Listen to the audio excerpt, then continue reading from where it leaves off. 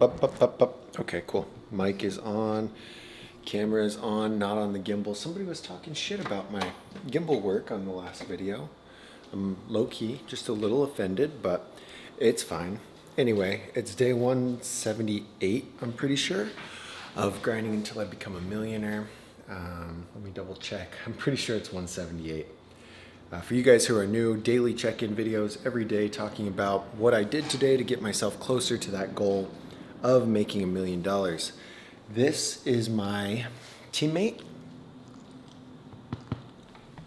I'm doing it all for her so I can go buy her a big house with a big yard. So I think now that I don't know, I had a big hoorah a couple days ago talking about the new, kind of income standard I'm at, which isn't crazy, but I'm hyped with it. I had to log into my Stripe to look at what I'm doing now with like reoccurring revenue and where that's at and just get things figured out. Today was kind of busy, but let's talk about where I'm at currently. I have a YouTube channel and a website that makes me $1,000 to $1,500 a month. Passive, completely passive. I've quit posting on that. I've quit making videos. So that's cool. I finally built that up. I wish it was at 5,000, but we're going to take 1,000, 1,500, whatever, and just be cool with it. Maybe now where I'm at, I'm going to, as I'm building out a team of editors, and I'm pretty much going to work my workflow, my stuff into that. So I go back and forth on whether or not I should get super specific. And for now, we get super specific. And I think I'm going to put a payment wall behind all the good information. Like I share so much shit with you guys in here. If you guys literally just look back the last 15 days, no, probably longer, last few months.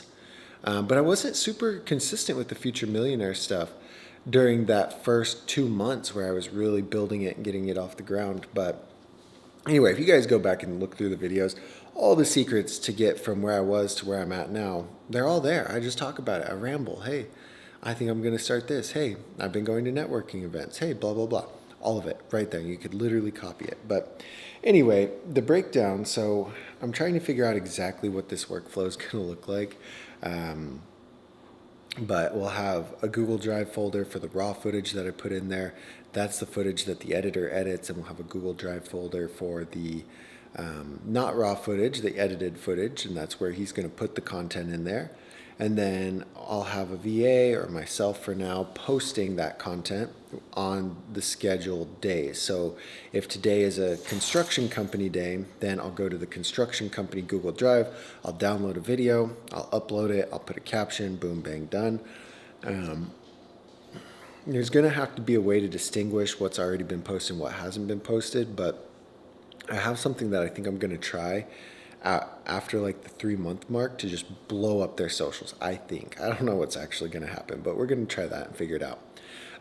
But then from there, it wouldn't be hard to add myself as a client. Essentially, I'm going to, after this, it's 1 o'clock. I need to go to bed because I have a meeting in the morning, but fuck it.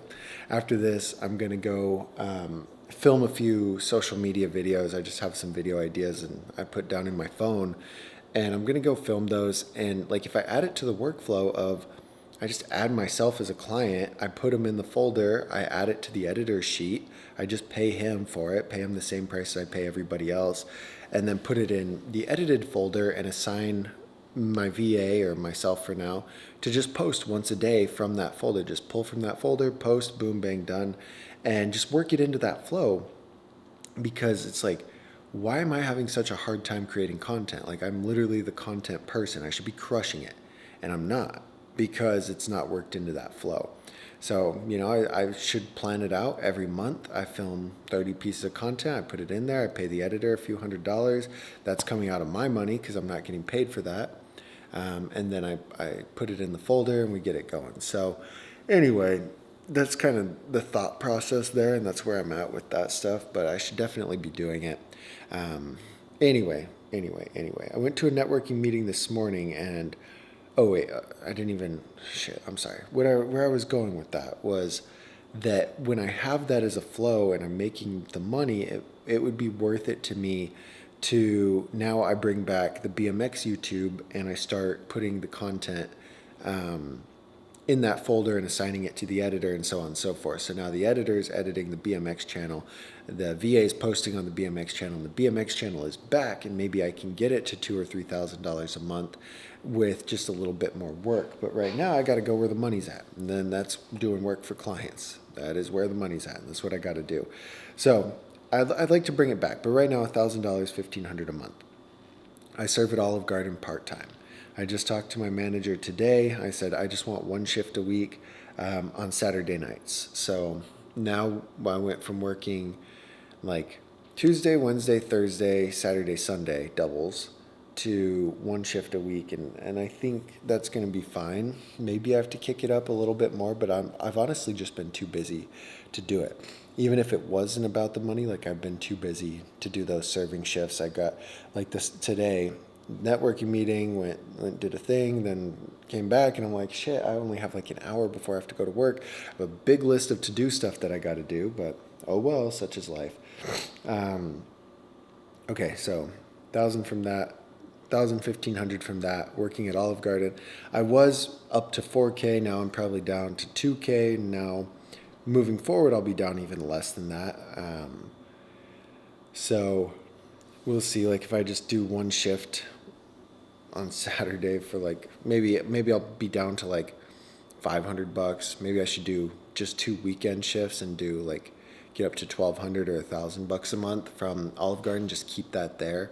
But I don't know, we'll see what that looks like over the next few months. But what I'm learning is my time is really, really very, very valuable as I get moving and start working on this other stuff. And so I want to do that.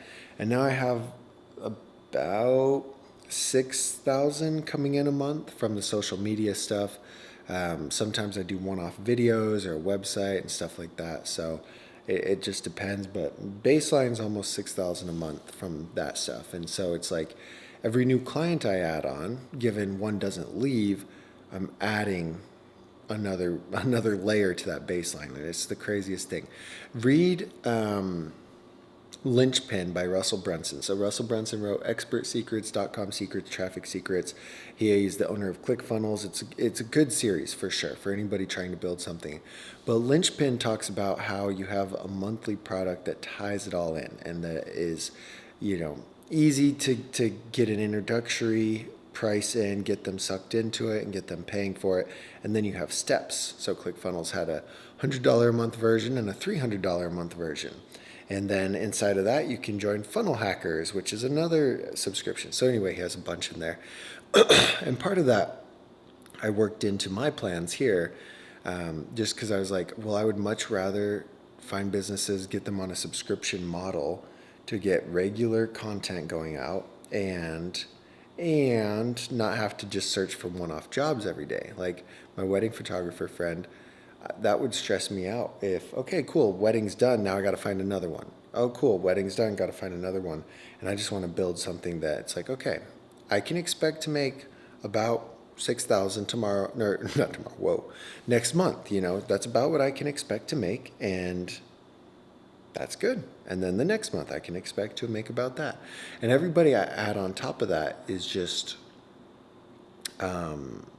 like I said, adding to that layer. So one thing, the tangent I really want to go on, and then I'll probably give up here and quit babbling, because anyway, I've got a lot to talk about apparently. I thought I was real tired. I was going to do this, film the videos, and then go to bed. But the thing that I've noticed over today, really, and I guess when was it? There had to be another networking thing.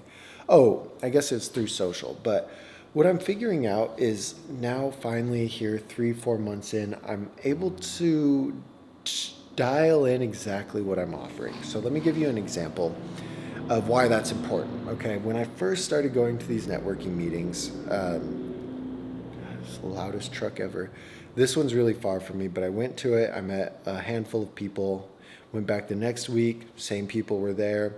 And a few of them I've been able to build relationships with, but not many of them. And when I first started off, my first thing was like, hey, I'm building a website to feature local businesses, and that's what I'm doing. And then after that, then I was like, okay, well, like I do social media. It's kind of as vague as it gets. And it's like, hey, I'll help you create content for your social media. And then now I can just fucking dial it in. I know exactly what I'm doing. I know exactly who I'm for. And I would say I'm at about 90% locked in on that, so to speak. But like this time when we finally went around and said what we did, I was just like, hey, I plan, film, edit social media content. I get you daily posts essentially. And I was like, my ideal client is somebody who's posted on social media and said, holy shit, this works, but I don't have time. I've got to run my business. And I'm like, so I'll come film content. It takes about 2 hours of your time every month. And then boom, you got social media. And I had two people that I've seen at these networking meetings for weeks, for months, that I've chit-chatted with back and forth. Two people after that said, hey, like, I'm interested. Like, that sounds good, And one sounds for sure, like he's ready to go. He's like, I want to start soon. And I'm like, okay, like, here's the payment link. Let's go. And then I have another one, a meeting with somebody tomorrow that same thing from a networking event. I had that spiel and he was like, well, let's get on a call. So I got on a call, sent him more information. We'll talk about it a little bit more tomorrow. But before, when I was first just kind of like, oh yeah, like I do social media, what the fuck does that mean? Like, what does that mean and what's the value for them? I guess that's the bigger thing. When I started saying, you're going to get daily posts on social media and it's only going to take 2 hours of your time every month, they're like, wow, because they're busy people. Imagine if I said, hey, we're going to get a bunch of posts on your social media and I just, I'll come bug you probably every day for about an hour and yeah, we'll do that. They'll be like, fuck, I don't have time for that. I don't have time. So it's like figuring out, okay, they know they need social media content. They know they want social media content. They know that it helps their business.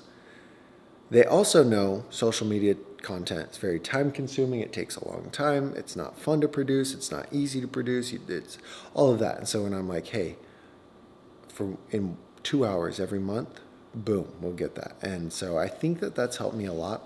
There's some free advice for you guys who are doing the same thing. I really think that that's a big thing that now that I've narrowed it down, I'm starting to see people bite a little bit harder on it. And like I said, I think there's more that I can do to refine it and get it to where they're just like, holy shit, how does this work? But I'm not there and I'm just playing with different things. And I'm like, so now I'm like, okay, well, whatever I said today worked pretty good. So let's try it again. And what I'm getting at is it's not like these are brand new people. It's people that I've seen over the last few months that really never had an interest who are now asking me about it. And so anyway, that's kind of where I'm at, what I'm working on. I have a big fat to-do list of stuff to do. I just ordered, let me show you guys the fridge. Now I can use Amazon. I just ordered a bunch of C4s. So we are cracked on C4s. Like I said, I went back to energy drinks a couple weeks ago. Look, I've seen crazy success. My ex was like text me about something and she's gonna start trying to wake up at 5 a.m. I guess. And she kind of texted me about it and I was like, oh, that's awesome. And then she's like, you need to start getting more sleep. And I'm like, fuck off, for one. She always nagged me about that. And you guys do too. And look, here's the thing. I understand the importance of like sleep for cognitive function and stuff. And I get that. And it's something that I want to work in a little bit more. But I also, like, for her, she was like, I was like, how was waking up at 5? She's like, oh, I needed more sleep, so I slept until 11. And I'm like, okay, that's fine. But for me, I'm like, hey, I've got to finish this thing. I don't fucking care how long it takes. I've got to finish it. And if that means sacrificing sleep because everything gets pushed over. So it's not like I am crazy psycho, like, no, I never want to sleep ever. I'm just going to stay up and drink caffeine and pour Tabasco in my eyeballs. Like, that's not it. It's like, hey, I've got a lot of things that I need to get done so that my next day is a little bit clearer. And I'm just going to stay up and get those things done. And when I get to the point where I'm working on things that don't have that hard deadline, it'll get a little bit easier. But I kind of had to say, like, hey, you think my life would be better if I was more like you and I slept more and didn't do things? And I think your life would be better if you slept less and worked a little bit harder on things. And I was like, the reality is like we're both right. You know, we can't change each other, and we can just let each other do our thing. And I'm like, I need people who are going to encourage me. I need people who are going to say, hey, wow, you know, you 7x your business in 3 months. Good job. Keep doing what you're doing. Not, well, you need to slow down. You need to sleep more. You need to do this. So fuck off. I'm trying to make $1 million. I don't have time for all that. Anyway, like I understand the concept, and I do agree. It's something that I'm starting to work on, starting to figure out. But I also got shit that I got to do, and like I have a meeting tomorrow morning, right? And with this guy, I need to be a little bit prepared. I have a client that I'm filming on Sunday. I really need to get a content plan set up. I'm gonna have a VA start in the next week or so. I really need to have my folders set up and my task list, my reoccurring tasks set up for him. Otherwise, I'm just wasting all that money. So it's like, should I wait till tomorrow? Probably not, because I got a whole bunch of things I need to do tomorrow. But anyway, that's my rambling. That's where I'm at. My goal is to pay out. Oh, wait. One more thing. I test drove a Tesla today. I think I talked about it in the last video. Tesla was dope. Really fun. And I'm torn because I'm kind of crazy. Like, you could get the cheapest Model 3 for lease. And I only want a lease. And here's why. For any time that I've ever bought a vehicle, or anybody that I know has ever bought a vehicle, if you don't choose like 3-year terms, you're screwed. Like Tesla, for a brand new one, says 72-month terms. So that would be 7-year. That's a 7-year loan, all right?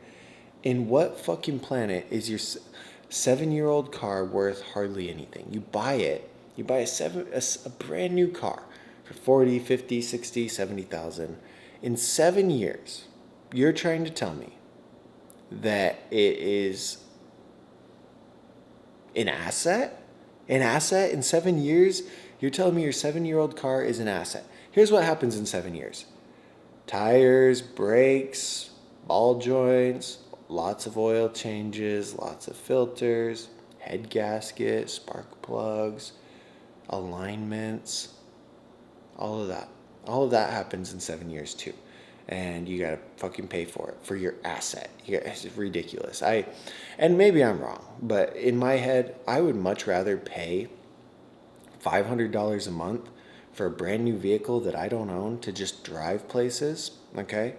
And if something breaks, if something goes wrong, it's like, oops, not my car. Let's get it fixed. They pay for it to get fixed, not on me, right? And then at the end of it, you're not stuck with an old beaten up car. You can lease into another brand new vehicle. How quickly do vehicles change? Like a Tesla 3 years from now, I feel like is going to be quite a bit different than it is right now. So imagine borrowing $80,000 to buy a Model S and then paying it off in 6 years, not even 3 years, or 7 years, not even 3 years. And it's going to be drastically different. So anyway, I test drove a Tesla because I'm really looking at it. Like, I don't want to spend more than $500 a month on them. And I go back and forth. Like, if I have a car, I want it to be fun. So maybe I should get the performance version. Maybe I should get the S and just spend like over $1,000 a month in payments. Not the smartest. I'll probably just do a cheap Model 3, like the cheapest one. Not even the long range because it's not much longer. And just lease it for a few $100 a month. Put a few thousand down and then be good. The quote, I think I talked about it from the mechanic, just to get the AC going and change the brakes is like another $3,000. And so I could put that towards a Tesla, right? I guess I still owe money on my car, but I don't know. We'll figure all that out. But I test drove one, really liked it. We'll probably do that in the next couple months. Okay, so what I was getting at was my goals. Pay off my debt is a big one. Just get that done with. I have a handful of different credit cards that I just need to pay off and be done with it because it's been stressing me out. And if I got rid of all of my payments, that would be a Tesla payment right there. So it's like, it's there and the money's there. And the money's coming in more now. It's wacky, but I'm really excited to be doing it. And that's all. Those are the goals. Move to Bali. That's the other goal. Move to Bali. So pay off the debt, get a Tesla, and move to Bali. Anyway, day 178. We'll see you guys tomorrow for day 179.